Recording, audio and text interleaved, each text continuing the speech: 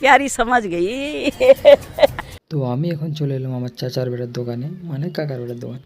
वाह क्या लड़का है, वेरी हैंडसम बॉय। লেগেছিল প্রচুর জল চেষ্টা, তাই ঢক ঢক করে জল খেয়ে নিলাম।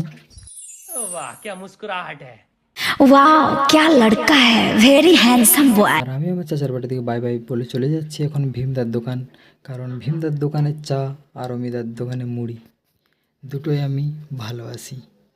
দেখতে পাচ্ছ এত রোদ দিচ্ছে, মানে তবু চা খাওয়া ছাড়িনি, কারণ ভীমদার চা। চলে এলাম অমিতার দোকানে মুড়ি ঘুগনি চোখ খাওয়ার জন্য। তো ঢকঢক করে একবারে খেয়ে নিচ্ছি, গপ গপ করে একদম পুরো কাঁচা লঙ্কা পেঁয়াজ দিয়ে মুড়িটা খেয়ে নিচ্ছি। আর মায়ের সাথে কার রাত্রি একটু রাগারাগি হয়েছিল, তাই 4টে জিলাপি এবং 2টো চপ নিয়ে আমি বাড়ির দিকে চলে যাচ্ছি। আর দেখতে পাচ্ছি এখানে ফারানকে আমি ছাড়তে এসেছিলাম, অনুষ্ঠান হচ্ছিলো, তো ফারান তো থাকলো না, তাই ওকে বাড়ি নিয়ে বাড়ি চলে গেলাম আমি। আর চলে এলাম বাড়িতে। তো বাই বাই। তো ভালো থেকো।